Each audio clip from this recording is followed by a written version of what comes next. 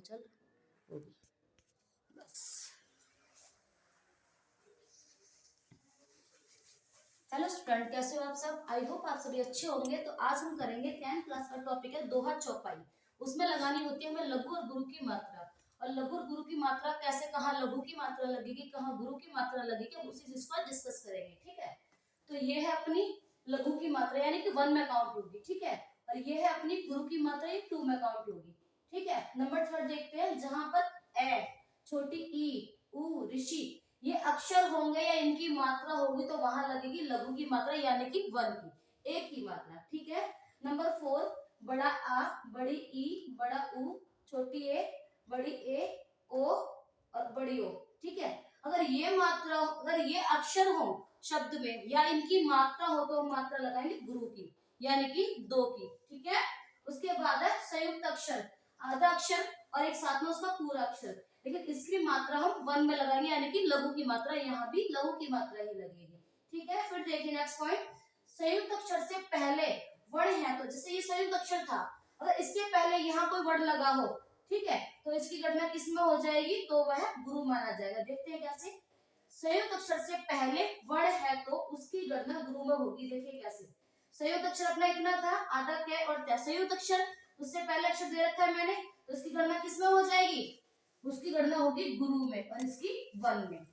ठीक है, आगे चलिए, अनुसार और विसर्ग। अनुसार विसर्ग आपको पता है, अनुसार क्या होता है, विसर्ग क्या होता है, उनसे पहले, ठीक है, उनसे पहले लघु वर्ण है यानी कि अनुसार या विसर्ग बीच में है, उससे पहले कोई अक्षर है, ठीक है, तो उसे लघु वर्ण है कोई उससे पहले, तो वहां वो हो जाएगा गुरु।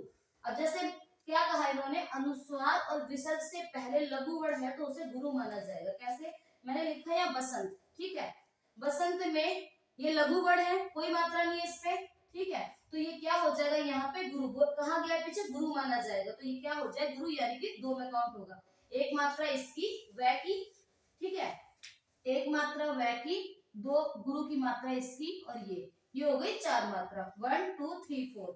स्टेप है विसर्ग है, वो है अनुस्वार, और उससे पहले लघु वर्ण दे रखा है वह, तो ये क्या हो गया गुरु। हमने यही बात कर रखी है, अगर अनुस्वार विसर्ग से पहले कोई लघु वर्ण है तो वो गुरु हो जाएगा। ठीक है, नेक्स्ट पॉइंट की बात करते हैं, अनुस्वार से ही वर्ड स्टार्ट हो रहा है, अगर आप कुछ वर्ड लिख रहे हो वो वर्ड अनुस्वार से ही शुरू हो रहा है, ठीक है, तो वो ये वहां पर लघु की मात्रा लगेगी, 1 ही काउंट होगा। कैसे देखते हैं, मैंने यहाँ लिखा है वंश, ठीक है, और यहाँ मैंने गुरु की मात्रा लगाई है, लेकिन इससे पहले वर्ण था, अगर इससे पहले वर्ण नहीं है, सीधा अक्षर इसी से शुरू हो रहा है अनुस्वार से, तो ये 1 में काउंट होगा, 1 1 यानी कि 2, दोनों पे लघु की मात्रा लगेगी। ठीक है, चलते हैं नेक्स्ट पॉइंट की तरफ, हलंत से पहले कोई लघु वर्ण। अब हलंत क्या होता है, किसी भी अक्षर के नीचे ऐसे लगा देते हैं हलंत, ठीक है, इससे पहले कोई लघु वर्ण है, ठीक है, कुछ भी लिख दिया या कुछ और लिख दिया हमने, ठीक है, रफ कर देते हैं इसको, इसके पहले कोई लघु वर्ण है तो वो क्या हो जाएगा गुरु। यही बात हमने नीचे की है,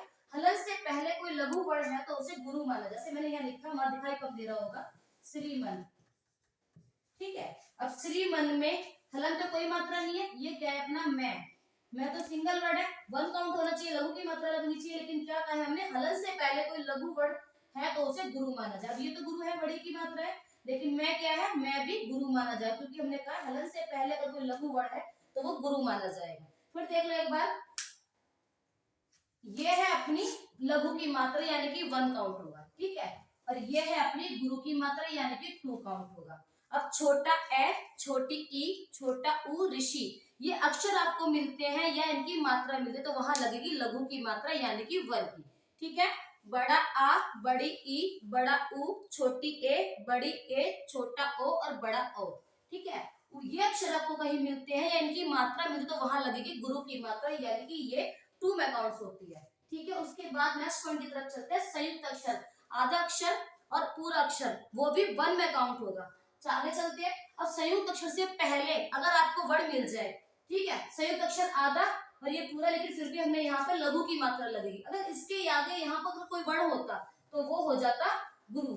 ठीक है, देखते हैं कैसे, संयुक्त अक्षर से पहले कोई वर्ण है तो उसकी गणना गुरु में होगी। ठीक है, उसकी गणना गुरु में कैसे होगी, ये तो 1 में ही होगी, लेकिन इसके पहले वर्ण तो लघु है, मैंने लिखा है भक्त, भक्त में भय पे कोई मात्रा नहीं है, लेकिन हमने कहा क्या है, अगर संयुक्त अक्षर से पहले, अब ये आधा क्या होते हैं, ये क्या हमारा संयुक्त अक्षर, इससे पहले अक्षर है, मैंने कहा ना अगर इससे पहले कोई वर्ड है तो उसमें मात्रा लगाएंगे गुरु की। तो यहाँ पे हमारी कोई मात्रा नहीं है, लेकिन रूल्स के अकॉर्डिंग हम यहाँ मात्रा गुरु की लगाएंगे और ये अपना 1 काउंट होगा। 2 और 1 ये हो गई 3 की मात्रा। ठीक है, आगे चलते हैं नेक्स्ट पॉइंट की तरफ। अनुस्वार विसर्ग से पहले, अनुस्वार विसर्ग से पहले कोई वर्ड है, अनुस्वार बीच में आ रहा है तो वो हो जाएगा आपका गुरु, वहां लगेगी आपको गुरु की मात्रा।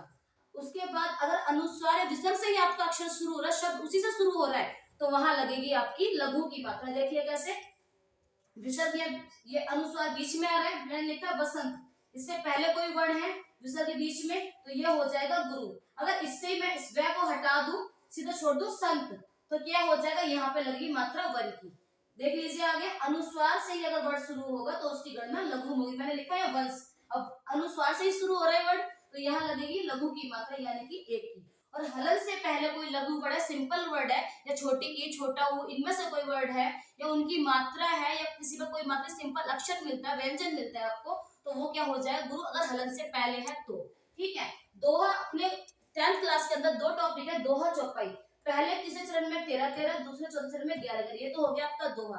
बिल्कुल इजी। चौपाई 4 चरण, 4 चरण में 16-16 मात्राएं होती है, लेकिन हमें मात्रा लगानी कैसे है ये मैंने आपको अच्छी तरह बता दिया है। ठीक है, इनको रिवाइज कर लेना और आपकी मात्रा आपको कैसे लगानी है ये आपको अच्छे से क्लियर हो जाएगा। ठीक है, बाय बाय, खुश रहिए, अच्छे से पढ़िए और बोर्ड में बहुत अच्छे नंबर लेके आइए।